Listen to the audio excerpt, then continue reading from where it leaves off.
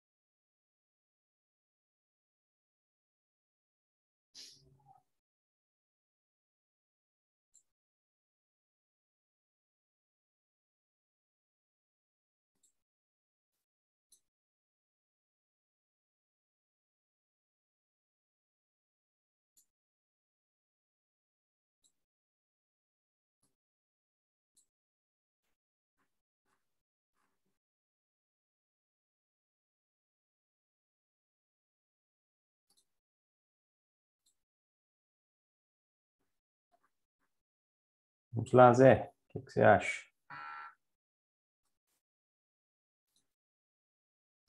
Deixa eu parar por aqui. Sim, eu Minha vou. página de Podemos já introdução iniciar. aí. Bom dia a todos. Queremos aí agradecer a participação de todos, né? Obrigado aí. Tivemos aí também um bom dia aí com o Jogo do Brasil também hoje, né?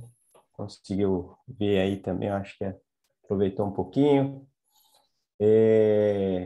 Compartilhando aí, eu sou responsável comercial aí, um account manager aqui no Brasil para atender aí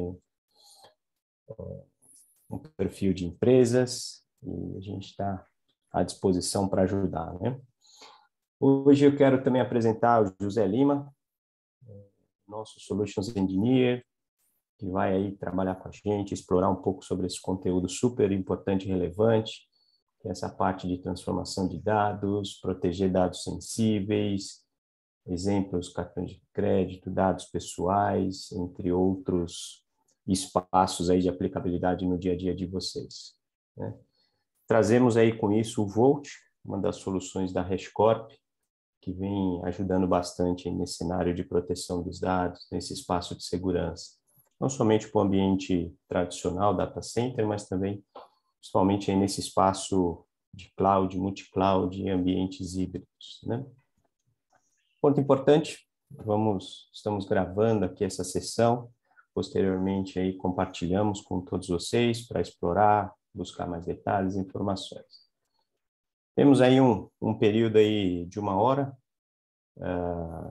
dentro dessa dinâmica, temos uma apresentação, uma parte aí, trazer alguns pontos importantes, depois compartilhando aí alguns casos de usos, um espaço prático.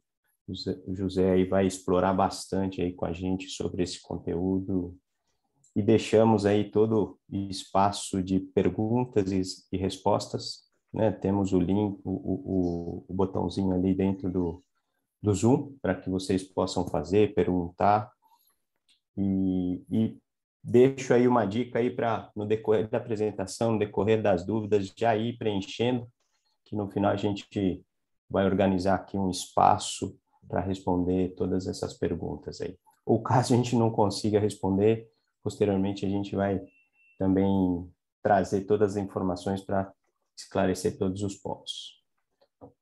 Então, vou passar a bola para vocês, Zé.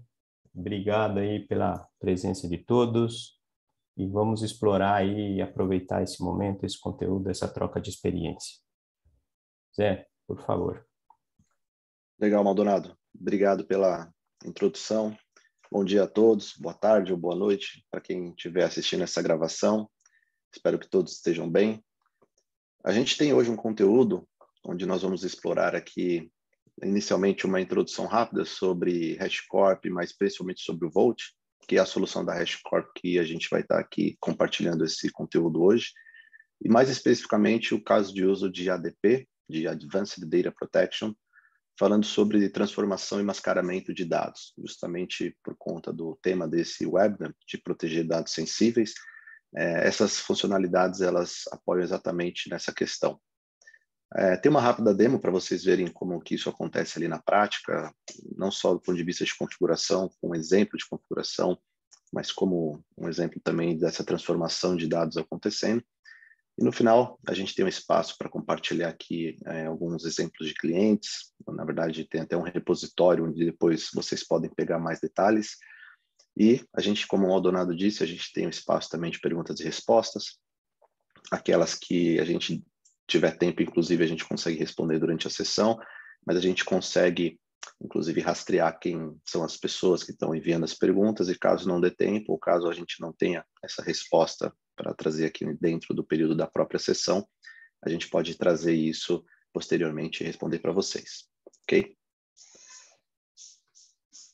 Falando então, uma rápida introdução sobre HashiCorp, caso alguém que esteja aqui na sessão talvez não conheça a empresa como um todo, ou veio aqui apenas por conhecer o Vault, mas a HashiCorp é a líder em automação de infraestrutura de cloud, não só cloud pública, mas cloud privada, ambientes on-prem também. E a gente tem hoje um portfólio de 8 soluções. Todas essas 8 soluções, de alguma maneira, elas estão ali para endereçar questões voltadas à automação, seja de infraestrutura, da parte de networking, da parte de segurança, ou até mesmo da parte de execução de aplicação. E todas elas nasceram dentro do conceito do open source. Então, cada uma num espaço de tempo, ela foi concebida para atender um determinado propósito, sempre tendo um objetivo que a gente traz bastante para os nossos clientes, que é desbloquear o modelo operacional de cloud. Então, como que eu consigo avançar na minha jornada de cloud, não só para as empresas que estão trilhando essa jornada, mas até mesmo aquelas que nasceram nativamente já na nuvem, e que com certeza também enfrentam desafios aí do ponto de vista de automação, de governança, de segurança, conectividade. E então, dessas 8 soluções que vocês estão vendo aqui, 4 delas hoje possuem uma respectiva versão Enterprise. E essas versões Enterprise, geralmente elas estão ali para endereçar questões que não estão ali contidas na open source. Em resumo, questões voltadas, por exemplo, à parte de escalabilidade, de performance, de próprio suporte, né? Tem um suporte ali envolvido da própria HashiCorp, com relação a efeitos e controles mais avançados de segurança, no sentido de governança principalmente, né? Nas soluções open source como um todo, todas elas têm a sua segurança, mas aqui a gente traz controles adicionais de segurança para os nossos clientes nas versões Enterprise. E no momento, hoje, as 4 soluções que possuem versões Enterprise são Terraform, Consul, Vault e o Nomad, sendo que hoje aqui nós vamos falar especificamente do Vault. E só para vocês terem como referência, aqui tem uma lista sumarizada dos nossos clientes, aqui alguns casos públicos. Na verdade, hoje nós temos mais de 2.100 clientes Enterprise das soluções HashiCorp, então são aqueles que de fato entenderam e chegaram num nível de maturidade tão grande na adoção das soluções, que tem não só o suporte, mas eles fazem uso dessas funcionalidades que não estão contidas nas versões open source.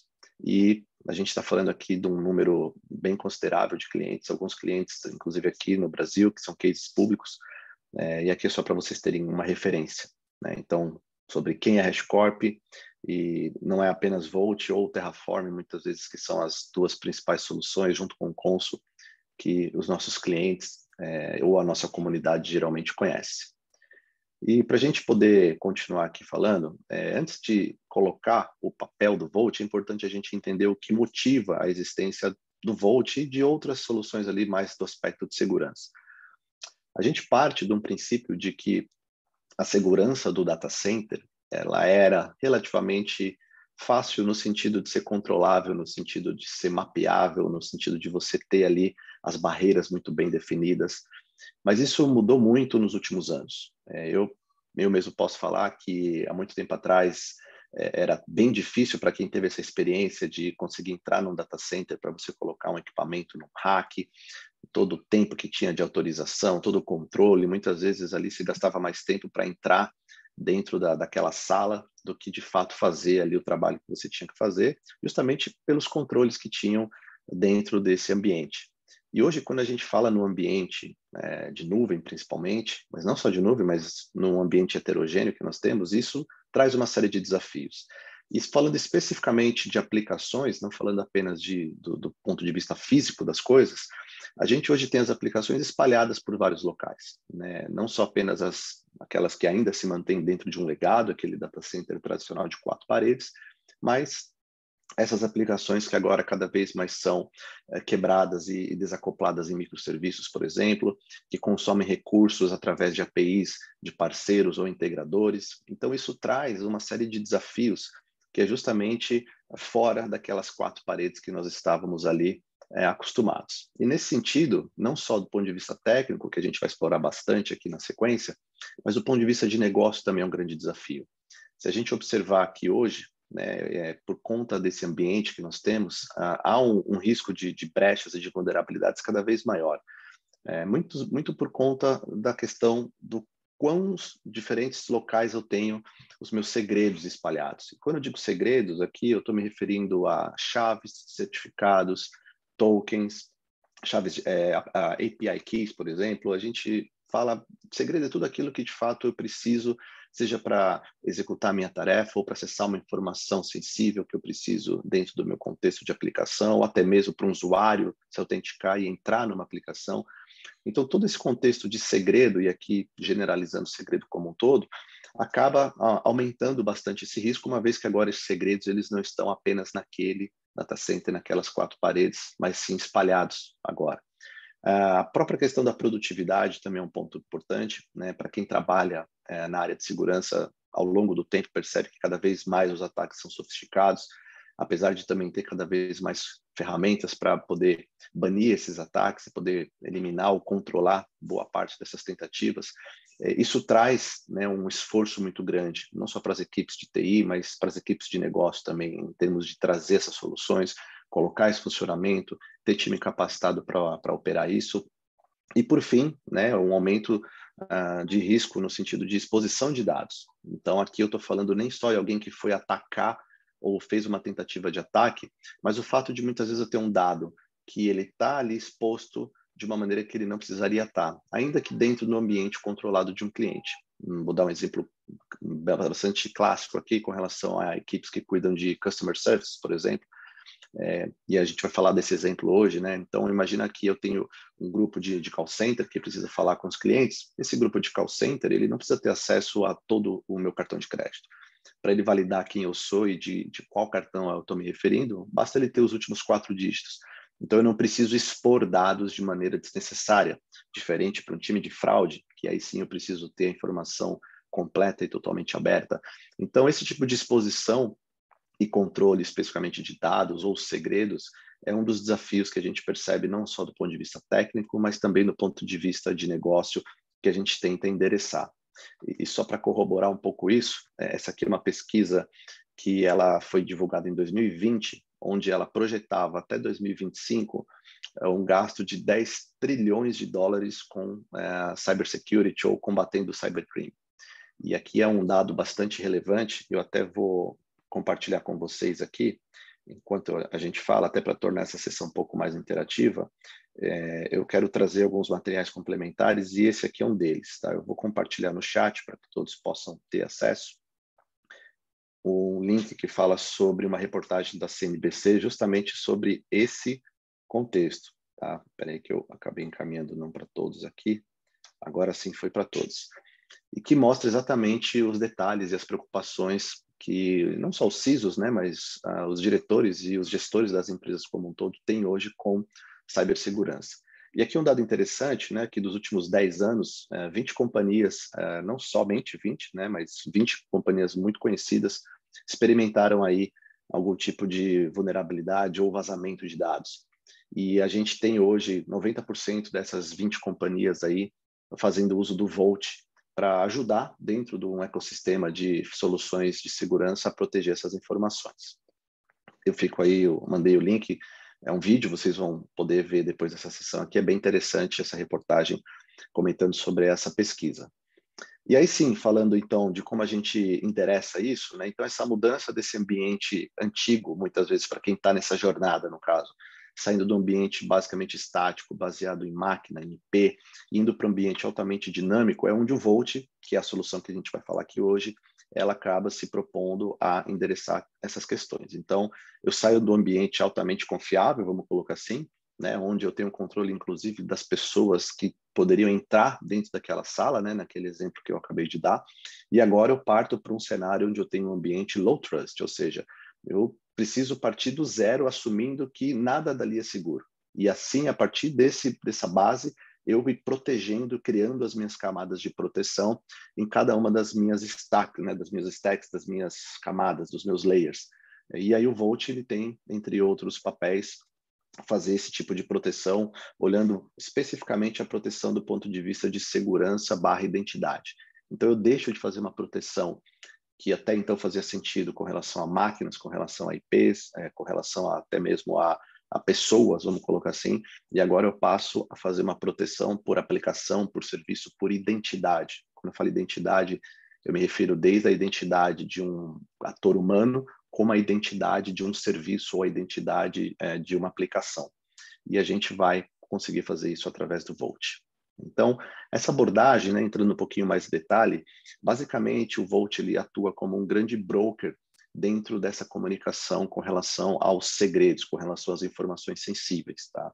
A gente tem 3 principais casos de uso do Vault, sendo que cada um desses casos de uso ele tem ali as suas subdivisões. Para vocês entenderem, né, um dos principais, e eu diria talvez o mais utilizado até então, é a parte de gerenciamento de segredos, e quando eu me refiro a segredos, como eu disse há pouco, eu me refiro a chaves, usuário e senha, informações sensíveis, tudo aquilo que eu comentei que, de fato, eu preciso ter um controle adequado para que eu consiga usar de uma maneira correta sem expor essas informações. Ou, né, no caso, quando eu falo em segredos também, um uso bastante comum do Vault é a parte de identidade. Então, imagina que eu posso, por exemplo, fazer a geração de credenciais dinâmicas, seja para acessar recursos de um cloud provider, através de um IAM, seja para acessar um banco de dados ou uma aplicação. E então, a partir dessas credenciais dinâmicas, eu crio uma credencial com tempo de vida, enquanto aquele serviço ou aquele cliente, no caso, precisa utilizar aquele acesso, aquela autorização que ele tem, e depois de um determinado tempo que eu configuro para aquela função, ou role, que a gente chama, ele deixa de existir, aquela credencial deixa de existir, então eu diminuo bastante a minha superfície de ataque ou a exposição de dados que poderiam cair na mão de alguém que seja ali malicioso para usar aquela credencial. Não só a geração dessas credenciais dinâmicas, por exemplo, mas a própria revogação. Imagina que eu criei uma credencial por algum motivo que dura 24 horas, e nesse período de 24 horas eu notei que alguém fez um mau uso dela. Eu posso ali e automaticamente, né, fazer a revogação dessa credencial, em pouquíssimos segundos ela deixa de existir, e aí eu já tenho como controlar e mitigar esse eventual ataque. E aí falando especificamente desse primeiro caso de uso. O segundo caso de uso é a parte de data encryption. Basicamente eu atuo aqui como um grande encryption as a service. Então, ao invés de eu me preocupar, no caso aqui do desenvolvedor, em olhar para a minha aplicação, olhar quais são esses dados sensíveis e eu ter que me preocupar em como eu encripto essas informações, que tipo de algoritmo que eu vou usar, se eu faço uso disso em software, em hardware, ou seja, trazer uma preocupação muitas vezes que não é papel principal do desenvolvedor, mas ele precisa também se preocupar com isso. Por exemplo, não deixar ali um segredo, uma credencial estática num código, que não é uma boa prática, e aí muitas vezes o desenvolvedor tem que se preocupar com isso. Eu deixo essa preocupação de lado e coloco isso no colo do Vault. E aí o Vault, ele recebe uma solicitação para encriptar uma determinada informação e ele retorna essa informação encriptada, tendo o controle desse dado também. A gente vai falar, né, um pouquinho sobre isso hoje, que na verdade ele inclusive vai numa parte um pouco mais avançada, que seria esse terceiro caso de uso do Advanced Data Protection, onde eu falo não só de uma encriptação padrão, vamos colocar assim, usando os principais ali algoritmos disponíveis, mas onde a gente vai para questões mais avançadas, onde eu mantenho o formato do meu dado na hora de encriptar, fazer um mascaramento, que é justamente esse terceiro caso de uso que a gente vai falar hoje, do Advanced Data Protection. E só para vocês terem uma ideia, né, olhando aqui para essa triangulação, existe um ecossistema bastante extenso do Vault, não só com relação aos mecanismos de autenticação, como aos sistemas que a gente já tem de maneira nativa a integração.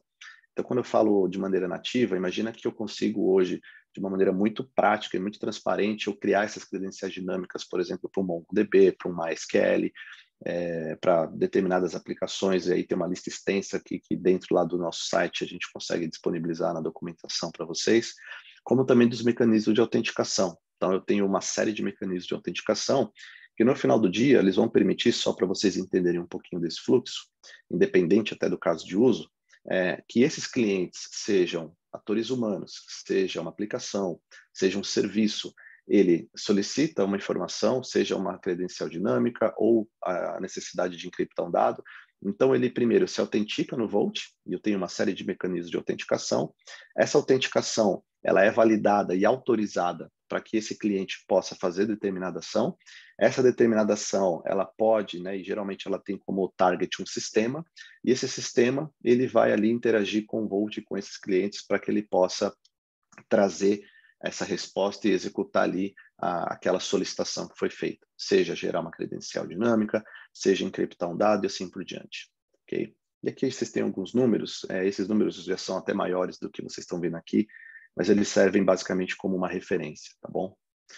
Falando especificamente, então, do caso de uso aqui de ADP, né, de Advanced Data Protection.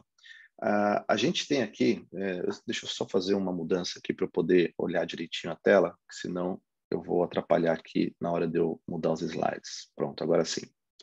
Quando a gente fala de ADP, um dos objetivos, e aqui eu quero usar essa figura aqui como exemplo, a gente está usando não só o mecanismo de criptografia que tem embutido no Vault, mas a gente também está trazendo a possibilidade de fazer o retorno desse dado de uma maneira com que a minha aplicação entenda isso e não precisa ser alterada. Eu vou entrar um pouco mais em detalhe nisso na sequência, mas só para entender alguns desses benefícios quando eu faço esse tipo de utilização do Vault, eu acabo conseguindo muitas vezes reduzir custos. Por quê? Porque não só eu tenho uma solução altamente escalável que pode fazer isso para uma série de aplicações de uma maneira nativa, de uma maneira integrada, sem muitas vezes eu necessitar de appliances físicos para cuidar ali de toda a parte de encriptação, de HSMs, muitas vezes que também podem executar parte desse papel, para não falar esse papel como um todo, e obviamente reduzir o risco. Então, quando eu pego uma informação sensível, como um número de cartão de crédito, um CPF, até mesmo um e-mail, pode ser considerado uma informação sensível hoje, a partir do momento onde eu tenho um mecanismo que ele é agnóstico, no sentido de eu poder trabalhar com uma série de clientes, uma série de aplicações em ambientes multi-cloud, e eu consiga tratar isso dessa forma, eu consigo muitas vezes trazer um benefício não só de custo, mas também operacional, reduzindo esforços do time, fazendo com que a equipe de segurança como um todo acabe focando de fato na proteção e não apenas na operação de todo esse ambiente, que a gente sabe que isso é bastante custoso. E só para vocês entenderem então um pouquinho desse fluxo de exemplo, imagina aqui que eu tenho uma aplicação, essa aplicação ela está manipulando um dado sensível, no caso aqui eu tenho um número de cartão de crédito, e aí antes dela salvar essa informação no banco de dados, ela solicita para o Vault uma encriptação desses dados, esses dados vão ser encriptados, inclusive mantendo o formato, e a partir do momento que eu tenho esse dado encriptado, aí sim eu vou lá e salvo isso no banco de dados. Ou, eventualmente, ao invés de encriptar, eu posso simplesmente fazer um mascaramento desses dados e também guardar eles ali mascarados no banco de dados. Ou responder isso para a aplicação e colocar isso no front-end para uma equipe. Por que isso aqui é importante, pessoal? Não é o foco aqui dessa sessão, mas quando a gente fala em proteção de dados, existem várias camadas que são necessárias para que a gente possa proteger o dado.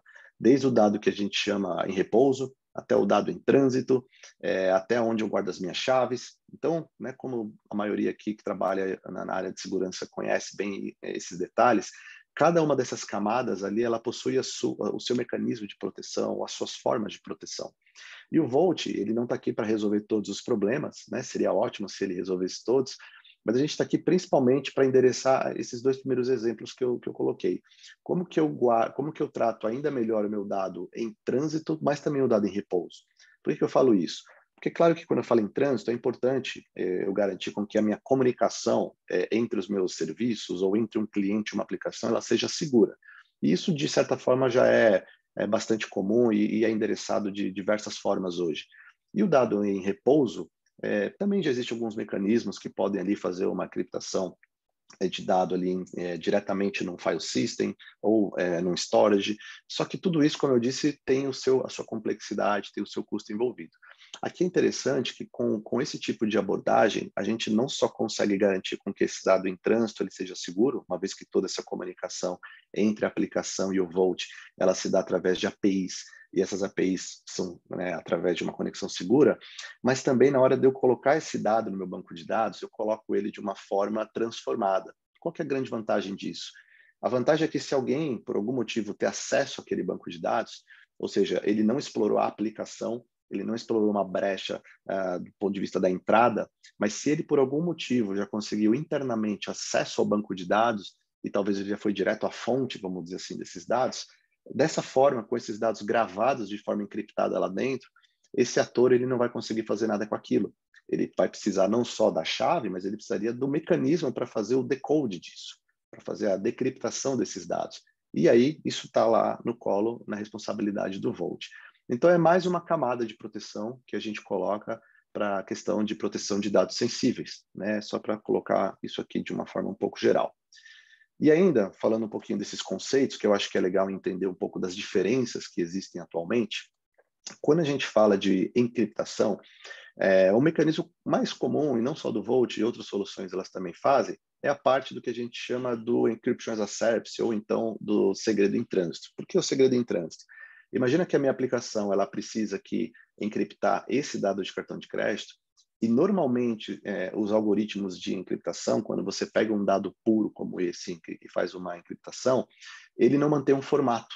Ele pega isso, aplica um mecanismo, geralmente são modelos matemáticos, dependendo do algoritmo que você usa, e ele vai, a partir desse modelo, gerar uma informação misturada, né, uma informação encriptada, que na maioria das vezes ela não mantém o mesmo formato. Então, nesse exemplo aqui, ó, eu tenho 16 dígitos aqui, né, considerando até os traços que existem aqui entre os diferentes blocos, mas na hora que a gente pega essa informação encriptada, no caso aqui do Vault, usando o mecanismo padrão dele, essa informação ela corresponde a essa string aqui. E essa string, por mais que eu possa salvar isso, até dependendo da maneira como eu fiz o esquema do meu banco de dados, eu posso salvar isso ali, isso acaba muitas vezes trazendo um desafio, principalmente para ambientes legados. Então, imagina que eu preciso ali estar compliance com o PCI, um RIPA, ou outras dessas certificações ali para as diferentes verticais. Eventualmente, esse tipo de encriptação, ele não vai atender esse requerimento.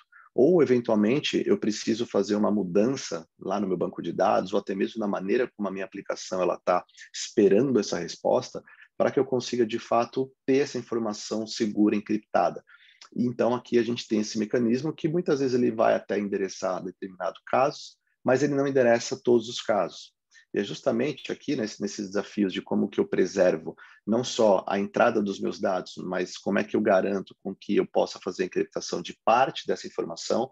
E aqui entra um pouco da beleza do Vault, né? Ele é muito granular no sentido de eu conseguir tratar essa informação que ele recebe e aplicar alfabetos, e aplicar políticas, enfim, aplicar uma série de detalhes aqui, de alternativas, para que eu consiga não só mascarar, como encriptar seja o todo, seja uma parte da minha informação, de forma com que eu não precise muitas vezes fazer alterações no meu back-end, seja lá no meu banco de dados ou na minha aplicação. Eu vou integrar, eu vou atuar no meio desse caminho de uma maneira flexível. Acho que esse é um ponto muito importante.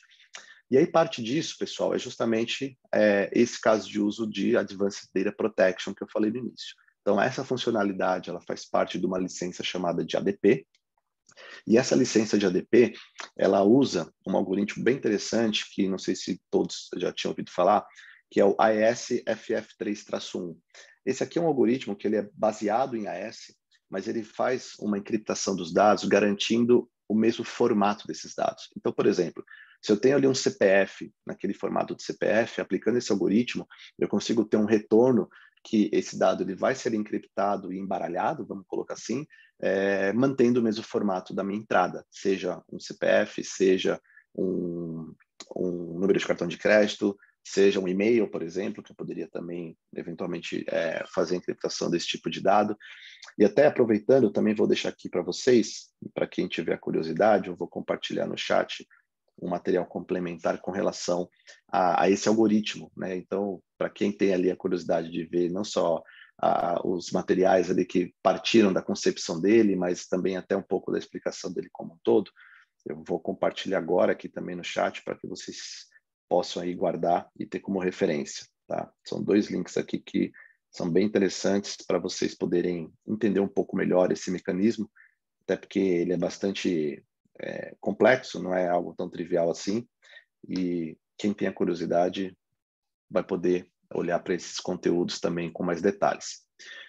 Mas então, voltando aqui nesse caso, o FPI, né, que na verdade vem a ser aqui a sigla para Format Protected Encryption, basicamente ele vai fazer isso que eu comentei há pouco. Né? Então, eu preservo o meu dado original, muitas vezes para estar compliance com essas certificações, ou eventualmente mascarando esse dado, como vocês estão vendo aqui embaixo, de forma com que eu consiga usar, dependendo dos meus times, dependendo de quem solicita, eu dou esse dado mascarado ou eu simplesmente coloco esse dado da maneira plena, da maneira aberta dele, ok?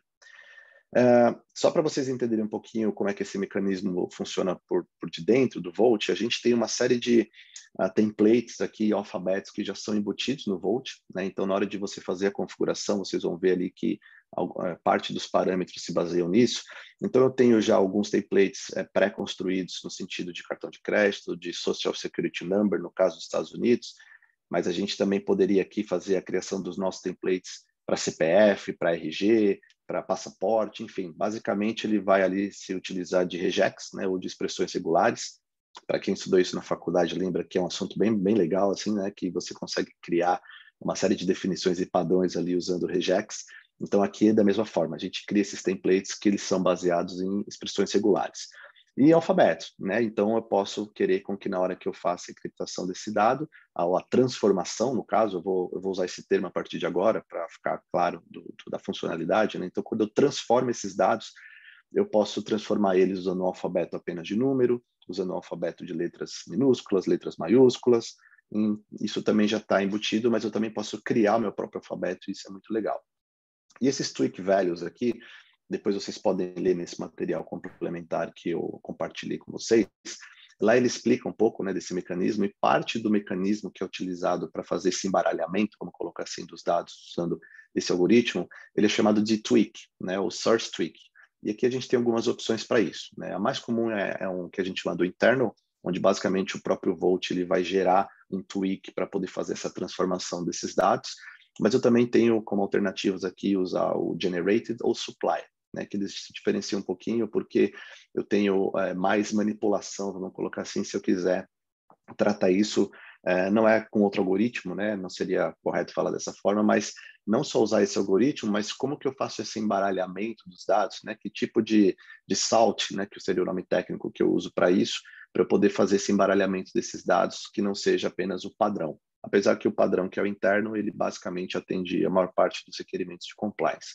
Mas eu estou trazendo isso, pessoal, e até a documentação ela é bastante extensa sobre esses pontos, mas para vocês entenderem, né, que é algo bastante granular, é algo bastante flexível, e por isso que eu acho que aqui tem muito valor esse tipo de informação e esse tipo de funcionalidade aqui para todos vocês, tá?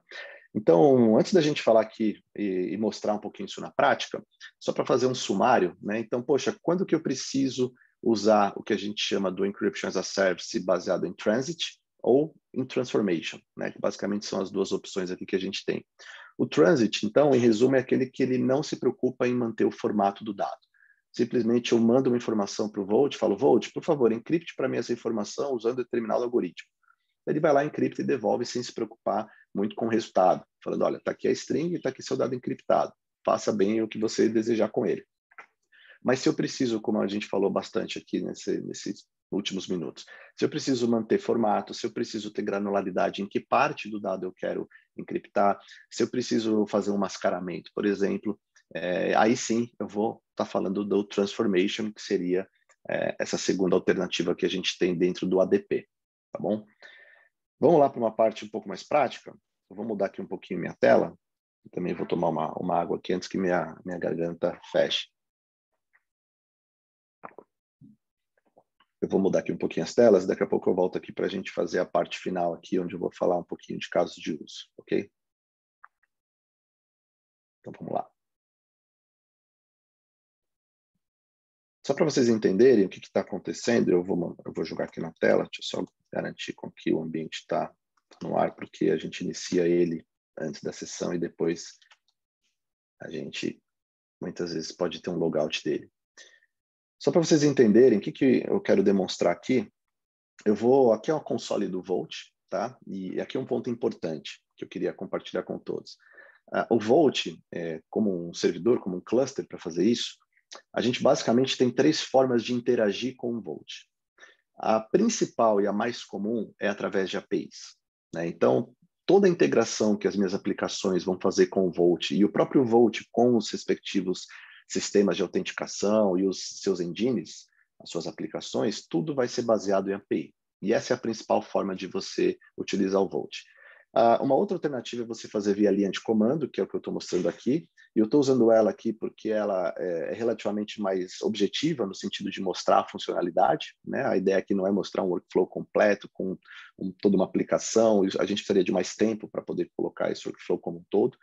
Mas o que eu quero mostrar aqui basicamente é um mecanismo, para vocês entenderem como que eu habilito o mecanismo e como que eu consumo esse mecanismo.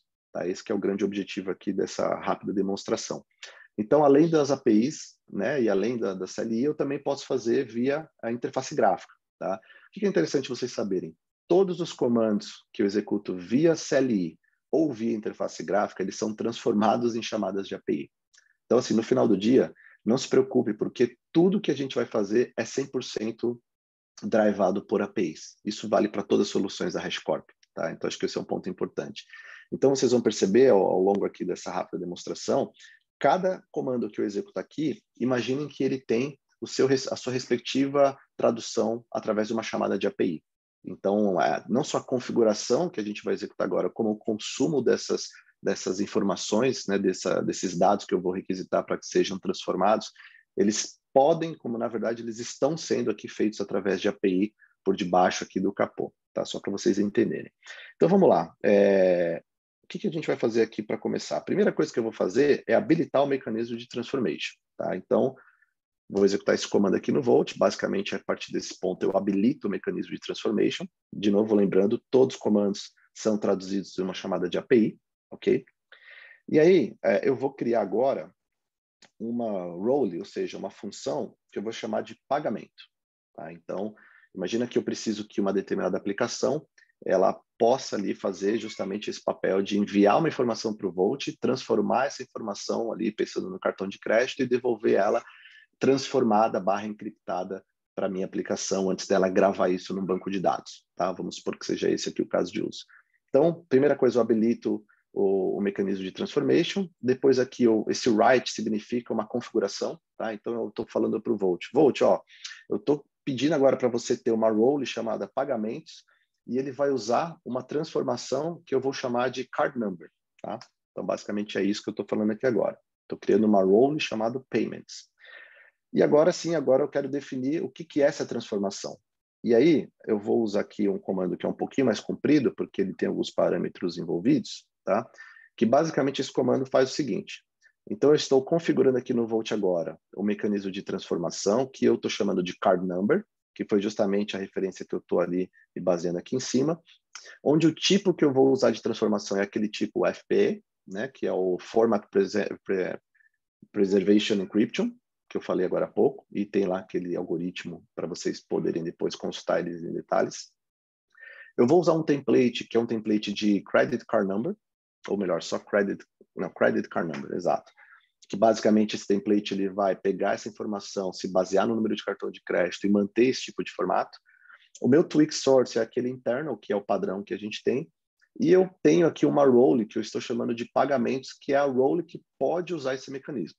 Então, não sei se para quem talvez esteja vendo pela primeira vez, não fique tão fácil essa assimilação de cada um desses atributos, mas tudo isso é documentado, tudo isso tem ali os detalhes de quais são as opções que tem, mas basicamente o que eu estou falando para o Vault aqui agora é isso. Fala, olha, eu habilitei o mecanismo, eu criei aqui uma role que eu chamo de pagamentos, que pretende usar uma transformação chamada card number.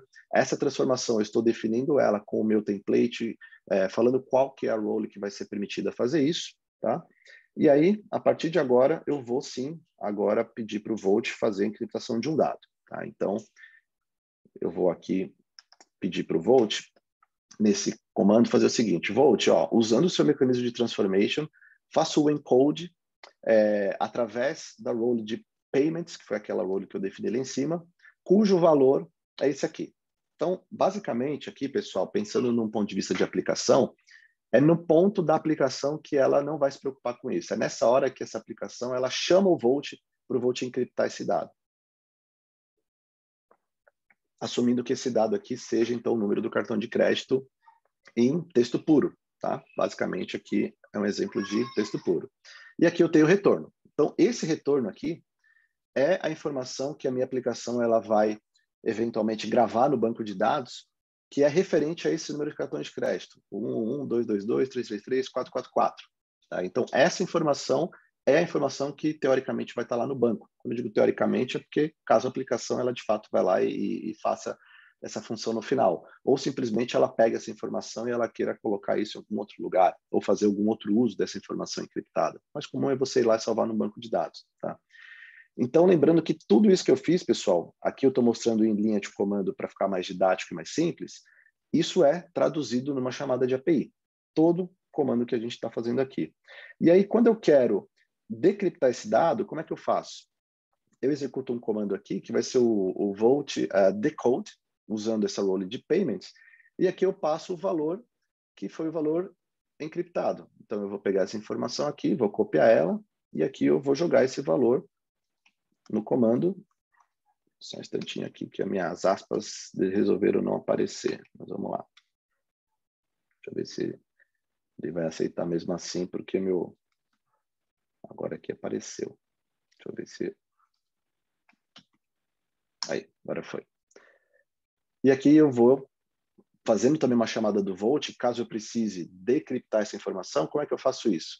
Assumindo que eu tenho esse dado encriptado. Eu vou lá no Vault e, de novo, aqui eu estou fazendo isso já autenticado. Né? Numa situação normal, essa aplicação, antes dela pedir essa informação, ela vai ter que se autenticar no Vault, falar quem ela é, para garantir com que ela tenha autorização para ela conseguir obter essa informação decriptada. E aí eu tenho essa informação aqui original novamente. Tá? Só para vocês entenderem um pouquinho aqui, brevemente, como é que seria esse fluxo. Tá? E aí agora eu vou fazer um fluxo um pouquinho diferente, que é o fluxo de mascaramento. Então eu vou até dar um clear aqui, para a gente não confundir com os comandos que foram dados até agora. E aqui eu vou criar um template de transformação. Tá? Então esse template, o que ele vai fazer? Ele é um comandinho um pouquinho comprido também, mas esse template aqui é o seguinte, ó, o que ele está falando? Ele está falando assim, olha, eu estou criando um template onde eu pretendo, aqui é o nome que eu estou dando para ele, né? Eu quero mascarar os últimos 4 dígitos, basicamente poderia ser qualquer nome aqui. Ele é do tipo regex, ou seja, eu estou aqui usando expressões regulares para poder definir o padrão. Esse é o padrão, e aqui esse padrão ele está dizendo o seguinte, que eu só quero, no final, traduzindo isso, né? Eu só quero mascarar os últimos 4 dígitos. Eu estou usando um alfabeto numérico, porque como é um cartão de crédito, eu não tenho letra, mas só número. Então aqui eu defini um template, tá? Esse template definido, agora o que eu vou fazer é definir, na verdade, o que vem a ser esse Masked Car Number. Tá? Então, o que vem a ser o meu Masked Car Number dentro do meu Transformation? Basicamente, eu vou fazer um mascaramento onde eu uso esse template que eu defini aqui em cima. O meu Twig Source também é o interno, que é o padrão. Aqui percebe que o role aqui, olha que interessante. Lá eu usava um role de payment, assumindo que payment é um serviço da minha aplicação que precisa ali encriptar essa informação de pagamento, vamos considerar o número do cartão de crédito. Imagina que aqui, essa role é o meu time de Customer Support. Né? Então, ou seja, é aquele time que vai falar com o cliente que não precisa ter o acesso completo ao número do cartão.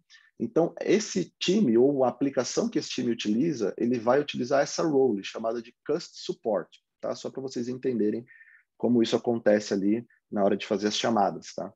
E aí sim, a partir desse momento, eu tenho aqui um comando onde eu posso fazer a aplicação de fato disso, né? Então eu vou configurar agora essa role de Customer Support, sendo que essa role de Customer Support, ela usa um transformation que eu defini aqui em cima do Masked Car Number. Tá? Então, basicamente, é isso que eu estou fazendo aqui agora. Então, ou seja, eu defini um template, defini o mecanismo de transformação e defini a role. Tá? E aí, agora sim, eu vou utilizar essa role. Então, imagina que eu preciso fazer ali um mascaramento de um determinado dado, eu venho aqui e executa esse mascaramento. Está ali, ó, essa informação que antes era pura, agora ela traz o resultado para mim mascarado. Então, imagina que a minha aplicação, na hora de eu enviar um dado de cartão para o atendente do Customer Support, ele não vai enviar essa informação pura, mas ele envia só esse resultado aqui. A aplicação chama o Volt transforma essa informação e devolve esse valor, e aí sim esse valor é o valor que vai ser apresentado ali na tela do time de Customer Support, ok? Eu sei que é um demo rápido e ele não contempla todos os detalhes, até porque não daria tempo, mas o objetivo aqui é mostrar para vocês que não é um bicho de 7 cabeças, não é uma coisa completamente complexa você habilitar o mecanismo e usar ele, né? Lembrando que cada um desses comandos, não só os de configuração, mas os de uso, eu traduzo em APIs e eu consigo integrar isso em diferentes tipos de aplicações dentro de todo o ecossistema que já existe lá do Volt, ok? Só para a gente poder, então, encerrar e terminar aqui a nossa parte teórica, espera aí que eu preciso jogar aqui na tela o finalzinho. O que eu queria compartilhar aqui com vocês? E eu também vou aproveitar e colocar no chat para que todos tenham acesso a isso, tá? Eu vou compartilhar 2 exemplos aqui que são públicos, tá? E que estão aqui dentro do nosso site de Resource Support, que basicamente ele fala aqui sobre 2 clientes que fazem uso do Volt, tá? E para o Volt, especificamente dessa parte do Encryption as a Service. O primeiro deles é um cliente que a gente não pode falar o nome, porque é um cliente, um órgão de governo que ele não permite isso, né? No caso lá dos Estados Unidos. Mas é interessante porque dentro desse mecanismo de encriptação, o desafio que esse cliente trouxe, só para vocês terem uma ideia do quão escalável e o quão performático é o Volt, ele pediu ali uma solução que conseguisse atender 20 mil requests por segundo de encriptação, né? E aí, dentro desse conteúdo aqui, vocês podem ver depois, ele explica como que isso foi atingido. Na verdade, esse número até passou de 20 mil, é bem interessante esse caso. E um outro caso que eu trago aqui, que esse também eu acho muito interessante, é o uso do Volt para o Starbucks, tá? Eu passei o link para vocês aqui no chat, e para quem depois vem da gravação até consegue olhar aqui e copiar essa informação para poder ter acesso. Só dar um Google, também é possível encontrar. E aqui é muito legal, porque toda loja do Starbucks no mundo, ela faz uso do Volt. Imagina que cada vez que você faz ali uma transação num dispositivo ali para fazer um pagamento numa loja do Starbucks, de alguma maneira você está passando por um Volt. E aqui a gente tem um exemplo que foi colocado aqui do uso do Volt, né, para essa parte de retail, que é bem interessante. E aí ele explica aqui, eu sei que não dá para ler aqui na tela, mas depois vocês podem acessar ali com calma.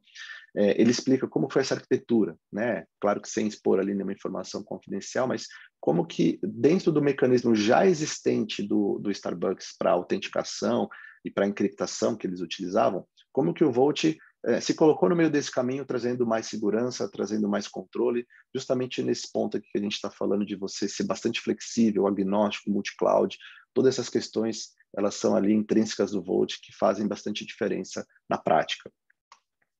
E só para a gente então concluir, pessoal, a gente tinha falado no início aqui algumas questões de negócio, né? Ou seja, aquele risco de brechas, a questão de eficiência e produtividade. Então, quando a gente traz aqui esses exemplos de casos de clientes que eu passei, depois vocês podem ver os detalhes, eles vão justamente comentar esses pontos.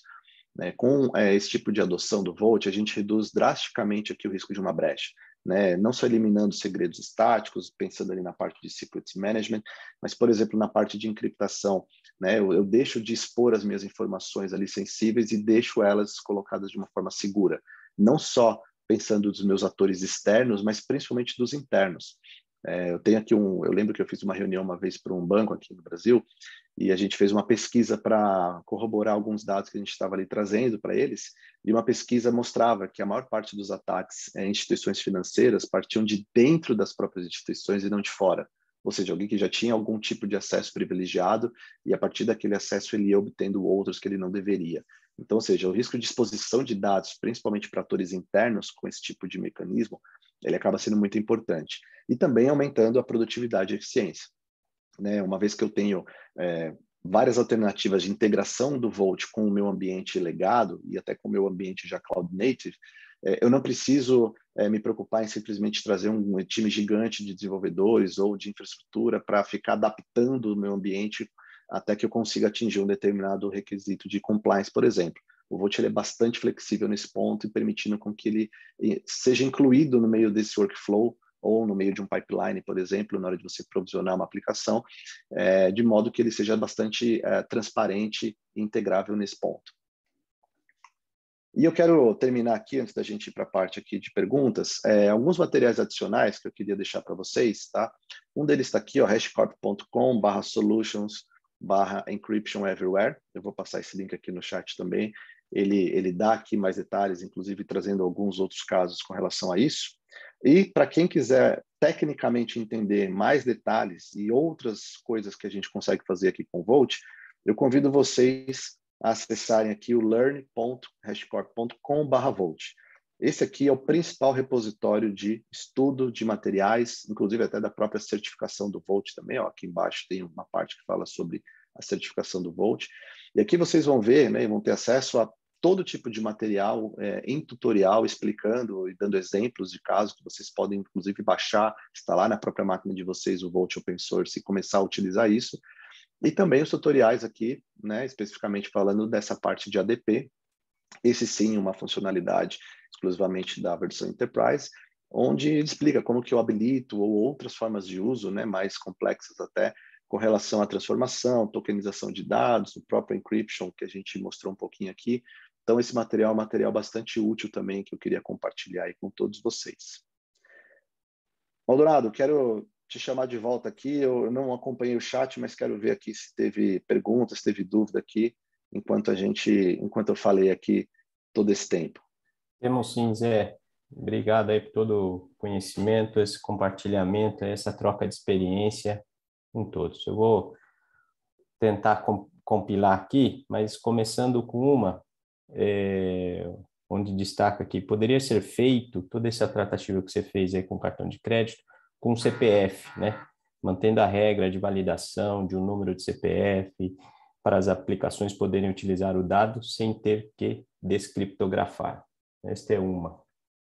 Sim, a resposta é sim.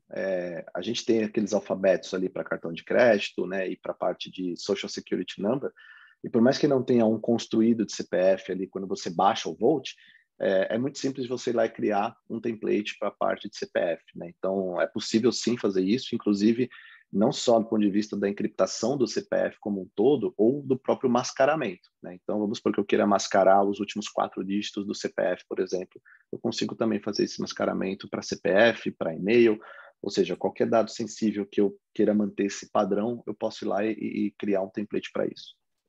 Perfeito. Zé, tem uma aqui, olhando um pouco diferente o contexto, mas de um dos nossos amigos aí de mercado, fazia tempo que eu não o encontrava, mas bom vê-lo aqui. Uhum. Que tem aí gostaria de entender como que funciona a troca de senha de uma conta utilizada em uma aplicação, em um banco de dados. Isso está dentro do contexto do Volt, não foi aqui o foco do espaço, mas entrando um pouco na amplitude do Volt, né? Sim. Não sei se é uma pergunta que eu estou vendo aqui, é uma pergunta que veio aqui no Q&A sobre banco de dados relacionais, é isso ou não? Não, é outra. É outra? Isso. Deixa eu ver se eu... Que eu cheguei até a responder aqui direto. Ah, tá, ela acho que ela foi antes. Mas de maneira geral, só para a gente não ficar muito tempo aqui até eu encontrar ela, como que funciona isso do ponto de vista de banco de dados? A gente possui hoje uma integração com vários bancos de dados, eu até depois posso passar dentro do Learn, até voltando aqui, lá naquele site que eu compartilhei, e que está aqui no chat também, tem uma parte ali que são os casos de uso de Database Credentials. Ali ele mostra todos os bancos de dados que a gente tem um suporte nativo hoje para fazer a geração de credenciais dinâmicas do banco de dados ou a rotação dessas credenciais, tá? Imagina que no final do dia, pessoal, a gente trabalha aqui como se fosse plugins, tá? Então, esses bancos de dados, eles funcionam como se fossem plugins ali no Volt, onde o Volt entende a linguagem e como se fala com esse banco de dados e através de APIs, ele vai lá e faz essa solicitação, seja para gerar e criar uma credencial, e essa credencial viver por algum período, ou ir lá e revogar essa credencial ou rotacionar essa credencial. Tá? Então, é um caso de uso específico que está dentro do Secrets Management, que é aquele primeiro que eu comentei, e dentro dele ainda, né, dando um duplo clique, é a parte de Database Credentials. Então, tem ali uma lista com todos os bancos de dados que a gente suporta.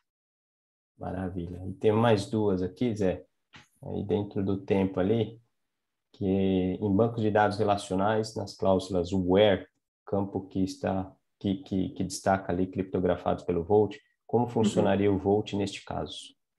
Esse é um bom ponto, porque se a gente pensa em banco de dados relacionais, claro que ainda tem uma gama muito grande de bancos de dados relacionais, mas a boa parte deles vem de um legado, né? E eu tenho percebido isso mudando bastante ao longo do tempo, dos bancos de dados também sendo bastante abertos ali a suportes de APIs, não só para você consumir o banco, mas para o próprio banco também poder fazer chamadas de APIs para fora, tá?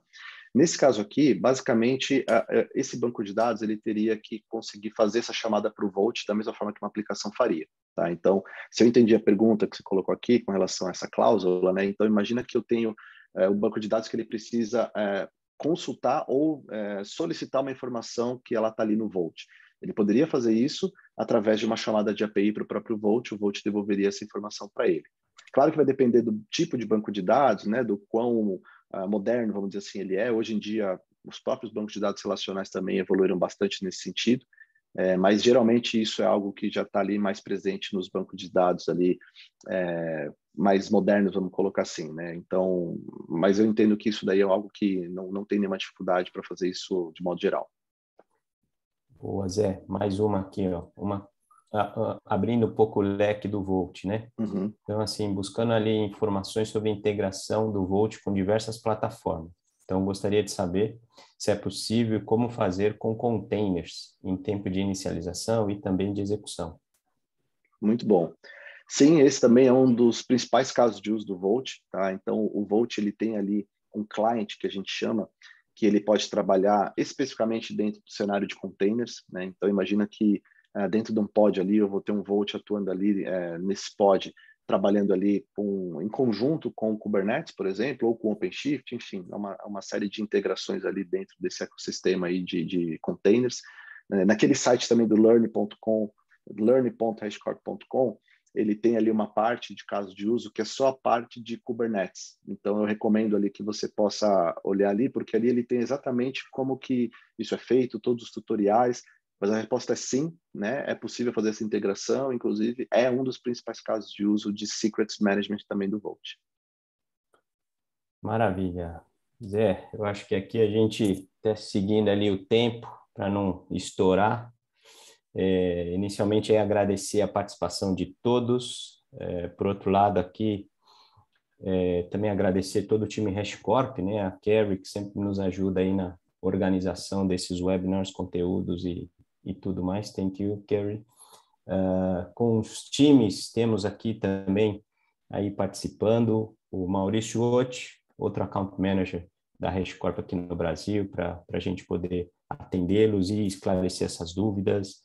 E compartilhamos aí todos esses convites também. Então, qualquer dúvida, qualquer necessidade adicional, por favor, nos avise, tanto eu quanto o Maurício Otti, o José Lima, o Wallace, e também temos o Djavan, que sempre está próximo aí dos clientes, tem essa interface aí com vocês, tendo essa interação. Então, qualquer dúvida, nos avise, nós também vamos compartilhar aí com vocês todo esse conteúdo que foi gravado, mandar e-mails e que vocês precisarem de informações, nos avise.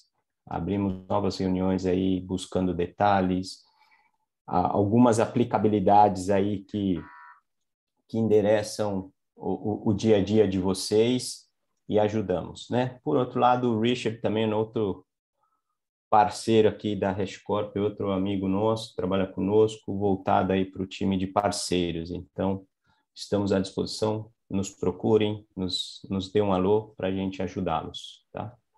E um grande abraço a todos, tenham um ótimo dia, aproveitem, espero que todos tenham aproveitado, gostado e busquem para esclarecer mais dúvidas aí. Por aqui encerramos e agradeço a todos aí, tenham um ótimo dia. Muito obrigado a todos. Obrigado, pessoal. Bom dia a todos.